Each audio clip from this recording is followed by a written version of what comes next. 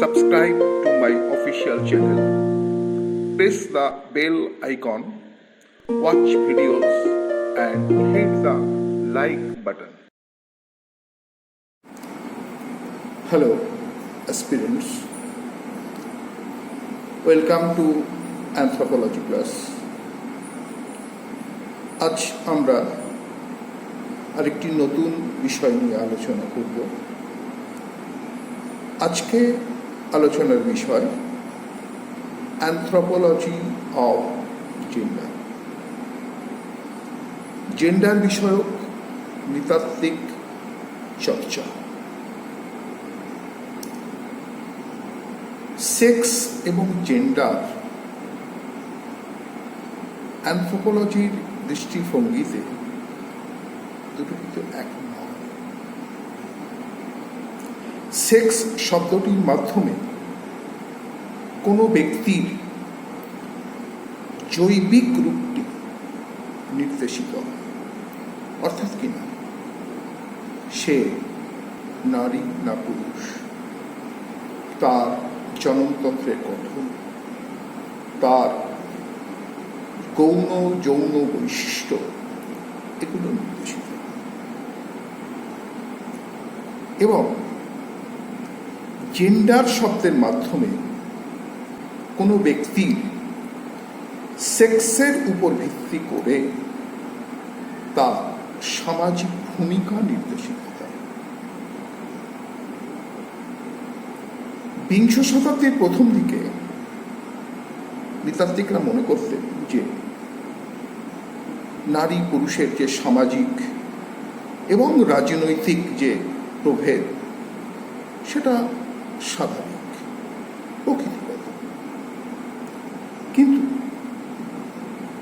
পরবর্তীকালে যে গুরুত্বপূর্ণ যে পার্থক্য, তার মাপকাঠি হল সেক্স, যেটা জৈবিক, এবং অন্যটি হল জেন্ডার, যেটা সাংস্কৃতিক। জেন্ডার একটি সমাজ সাংস্কৃতিক ক্যাটেগরি যা দুটি সেক্সের মধ্যে জৈবিক পার্থক্যের ভিত্তিতে করা হয়। সেক্সের ভিত্তিতে কোনো ব্যক্তির সামাজিক দক্ষতা, ক্ষমতায় তার জেন্ডার ভূমিকা বা জেন্ডার রোল। নৃতত্ত্বে সেক্স এবং জেন্ডার পৃথকভাবে দেখা হলেও সেক্সের ভিত্তি হল জৈবিক পার্থক্য, অর্থাৎ কিনা সে ব্যক্তি নারী না পুরুষ, সেটা অবশ্য জন্মের সময় চিহ্নিত হচ্ছে। এছাড়া রয়েছে তার ক্রোমোজোমের সংগঠন, ক্রোমোজোম কনস্টিটিউশন। যেমন পুরুষের ক্ষেত্রে 44+XY, 44টা অটোক্রোম, দুটো সেক্স ক্রোমোজোম, একটা এক্স একটা ওয়াই। নারীর ক্ষেত্রে 44+XX, 44টা অটোক্রোম, দুটো এক্স ক্রোমোজোম। এবং দ্বিতীয়টা যেটা জেন্ডার, এটা সমাজ সাংস্কৃতিক ভূমিকা, যা যে কোনো সমাজেই দেখা যায়। যে কোনো সমাজে যে কোনো ব্যক্তির ভূমিকা এবং মর্যাদা আলাদা আলাদা। পুরুষ ও নারীর ভূমিকা ও মর্যাদা কিন্তু এক নয়। কোনো ব্যক্তিকে তার মর্যাদা অনুযায়ী ভূমিকা পালন করতে হবে। একজন পুরুষ, কখনো সে বাবা, কখনো ছেলে, তার মর্যাদা কখনো বাবা, কখনো ছেলে, কিন্তু ভূমিকাও তাহলে সেই অনুযায়ী চেঞ্জ হয়ে যাবে। আবার তিনি যদি শিক্ষক হন, তাহলে তার ভূমিকাও চেঞ্জ হয়ে যাবে। তাহলে নৃতত্ত্ব যে জেন্ডার বিষয়ক চর্চা, তার তাৎপর্য হচ্ছে এখানে। এবারে আমরা আসি যে নৃতত্ত্ব চর্চার অন্যতম বিষয় হল মানব সমাজ এবং সমাজ সাংস্কৃতিক যে বিভিন্ন উপাদানগুলো আছে সেগুলো, যেমন পরিবার, গোত্র, জাত, সম্প্রদায় প্রভৃতির সমন্বয়ই হল সমাজ। অন্যদিকে উক্ত যেগুলো বলা হলো ওগুলোর যে উপাদান, সেই উপাদানগুলোকে সমন্বিত করার জন্য সংশ্লিষ্ট সমাজে ব্যক্তিদের মধ্যে পারস্পরিক একটা ক্রিয়াশীলতা, ইন্টারাকশন অবশ্যই। এই যে পরিবার, গোত্র, জাত, সম্প্রদায়, বিভিন্ন মানুষের সমন্বয়, তাদের মধ্যে একটা ইন্টারাকশন থাকতে হবে। সুতরাং যে কোনো সমাজে প্রতিটি ব্যক্তি ভূমিকা নির্দিষ্ট হয় সেটা, এবং তাদের মর্যাদা ভূমিকা একদম নির্দিষ্ট থাকবে, তার নির্দিষ্ট মর্যাদা ভূমিকার অধিকারী। ভূমিকা এবং মর্যাদা পরস্পর পরিপূরক। ফলে সমাজে পারস্পরিক ক্রিয়াশীলতার নিয়ন্ত্রক হিসাবে কাজ করে কোনো ব্যক্তির ভূমিকা এবং মর্যাদা। অতএব সমাজের মসৃণ ক্রিয়াশীলতা এবং সমতা রক্ষার ক্ষেত্রে সংশ্লিষ্ট সমাজে নারী পুরুষের দক্ষতা, ক্ষমতার বহিঃপ্রকাশ গুরুত্বপূর্ণ হয়ে ওঠে। এবারে আমরা আসি importance of gender study in anthropology. অ্যানথ্রোপোলজিতে এই জেন্ডার স্টাডির গুরুত্বটা কোথায়? এবারে আমরা সেটাই বলি। যেমন পুরুষতান্ত্রিক বা মাতৃতান্ত্রিক সমাজের কাঠামো কিন্তু এক নয়। সেখানে নারী পুরুষের ভূমিকা, মর্যাদাও কিন্তু আলাদা আলাদা। দুটি সমাজে বিবাহের প্রকৃতি, বিবাহোত্তর বাসস্থান, উত্তরাধিকারের প্রকৃতি, শ্রমবিভাজনের রূপ একরকম না। সুতরাং নৃতত্ত্ব চর্চার প্রেক্ষিতে নারী পুরুষের ভূমিকা পর্যালোচনা তথা জেন্ডার স্টাডি খুব গুরুত্বপূর্ণ। পরবর্তী বিষয়ে আসি যে কিনশিপ স্টাডি, কিনশিপ, আত্মীয়তা।